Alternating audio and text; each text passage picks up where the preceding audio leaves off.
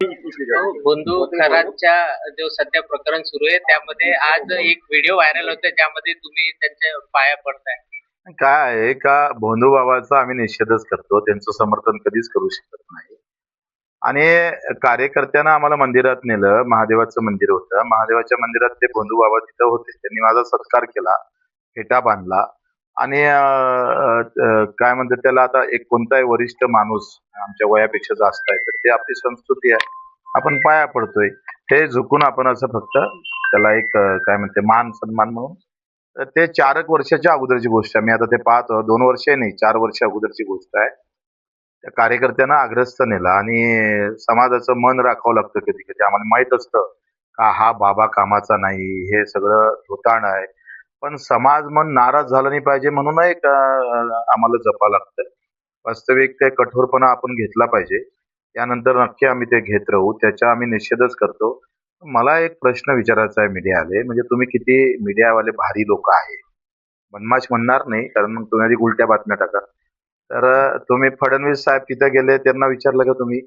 अमित शहा तिथे जाऊन आले, त्यांना विचारलं का तुम्ही? ते तुमच्यात ते मर्दांगी येत नाही, त्यांना फोन लावून विचारायला पाहिजे. शिंदे साहेब तिथे गेले, ते विखे पाटील तिथे गेले. ते कोणत्या शिड्या बाहेर काढायच्या हे बीजेपीनंच ठरवलं. मीडिया तेवढ्याच बरोबर बाहेर काढतं. व्यवस्थित बीजेपी व्यवस्थित कार्यक्रम राबवतोय आणि मीडिया तिथं जाऊन बरोबर ते तेवढ्याच. आता 300 कॅशल व्हिडिओ आहे तिथे. मग ते फक्त बीजेपीच्या संबंधित येत नाही. तुम्ही सांगा, जयंतराव पाटील गेले तिथे, तिथे विखे पाटील पण आहे बसलेले, त्याला विचारलं का तुम्ही? बच्चू कडू आहे गरीब माणूस, त्याला कसं बदनाम करता येईल हा अजेंडा तिकूनच आलेला आहे बीजेपीच्या पार्टी कार्यालयातून. त्याच्यानं फक्त मी गेलो काय, सत्कार झाला काय, तर व्यवस्थित बदनाम करण्याचा प्रयत्न होत आहे. वास्तविक अशा भोंदू बाबूच्या, मी तर माझं लग्न 2 ऑक्टोबर गांधी जयंती लावलं जेव्हा 12 मास होते. सगळे पंडित म्हणे या दिवशी लग्न करणं म्हणजे उचित नाहीये. आम्ही या प्रवृत्तीतले माणसं आहे. मग किती डाव दाखणार भोंदू बाबाला तुम्ही? रोज सुरू आहे तुमच्या, म्हणजे सकाळपासून 10वा दिवस आहे आता. एवढ्या जर आत्महत्या दाखवल्या असत्या ना मीडियानं, कदाचित त्याच्यावर वाचा फुटला असता. तुम्हाला काहीतरी सांगत होते ते थोडं ते आवाज. काय माहित मला, काही 4 वर्ष अगोदर काय काल काय भाजी खाल्ली माहित नाही माणसाने. त्याच्या अगोदर तो काय सांगत होता कोणाला माहित आहे. कराडच्या तिथे जेवढी लोक गेले त्या सगळ्यांची मंत्र्यांची राजीनामा घेतली पाहिजे अशी मागणी होत आहे. संतांचा महाराष्ट्र कुठेतरी बुवाबाजीच्या मागे जात आहे. अरे राजा, तो बुवाबाजी आता माहित पडला ढोंगी आहे म्हणून, अगोदर थोडा माहित होता. आसाराम बापूच्या भेटीला मोदीजी पण गेले ना. ते तर तो एक तर बीजेपीचे 4 मोठे नेते नाचताना आहे आसाराम बापू सोबत. आता ते पंतप्रधान आहे, त्याचा राजीनामा पहिले नाही घ्यायला का? ते झाकून ठेवायचं आणि हा राजीनामा घ्यायचा आहे.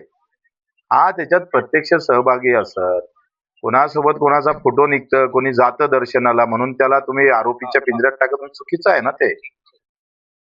भाजपचे मंत्री व्हा नंतर भेटा असे ते बंधू खरात तुम्हाला बोलले असं आता आवाज येतो. 4 वर्ष अगोदर मला वाटतंय तेव्हा तर मी उद्धव साहेबांचे मंत्री झालो होतो. त्याचं पुरं निदानच चुकीचं निघालंय. त्यांनी सांगितलं भाजपचे मंत्री व्हा आणि पुन्हा मला भेटायला या असं बोलले ते पण audio आम्ही काही कसं आहे, तो अपघात आहे, ऍक्सिडेंटली आम्ही तिथे गेलो, म्हणजे मला माहितही नाही तिथं खरात आहे म्हणून. पण तिथे महादेवाचं मंदिर आहे, तो कार्यकर्ता आग्रह करत होता आणि मग आम्ही तिथं गेलो. आता कार्यकर्ता आहे म्हटलं का त्याला मान सन्मान द्यावं लागतं कधी कधी, बरेचदा असं होतं पण. आणि तिथं ते निघाले, त्यांनी सत्कार केला, हा काही माझा चूक नाहीये. मला असं वाटतं ते काही माझी काही चूक नाहीये. पण त्याला टार्गेट करून आम्हाला बदनाम करण्याचं काम भाजपची जी टीम आहे ते व्यवस्थित काम करतंय. त्यांना हे दाखवा लागेल मोदी साहेबांचे फोटो वेळ आली तर. ते कशा पद्धतीनं समोर गेले, आसाराम बापूस बाबत ते काय बोलत होते. फडणवीस साहेबाचाही फोटो आहे, दाखवू? हे आहे, हे चंद्रकांतजी उच्च शिक्षण तंत्र मंत्री आहे, उच्च शिक्षण मंत्री आहे. हे आहे. मग याला प्रश्न विचारला का तुम्ही? हे फडणवीस साहेब आहे, हे त्यांचा, यांना प्रश्न विचारला का तुम्ही? नाही विचारत. मग गरीब मरा आहे, बच्चू कडू गरीब पार्टीतला माणूस आहे, याला जितकं खदाडता येईल तेवढं खदाडा. हे फडणवीस साहेब पुन्हा आहे, उभे असताना एक बसलेला आहे. आता अधिक खुद्द आहे भाऊ, काढ रे. हे जयंतराव पाटील आहे आणि हे आहे शाह साहेब, अमित शाह साहेब. इतक्या दुरून आले ते. भेटाले आणि चंद्रकांत पाटील आहे. हे धनंजय मुंडे साहेब आहे आणि हे पुन्हा नार्वेकर आहे, मिलिंद नार्वेकर. आता हे कसं आहे का मी यांना दोष देत नाही. भेटीला जाणं म्हणजे काही गुन्हा नाही आहे.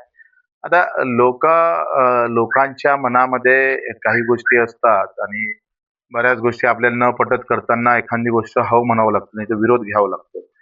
तर असं जर पाहिलं ना तर मला वाटतं हे तर खरं तर एकदाची चाळणी होणं गरजेचं आहे सगळ्या धर्मातले. का हे असल्या प्रकारचे नाटकं हे सगळे उद्ध्वस्त करून टाकले पाहिजे.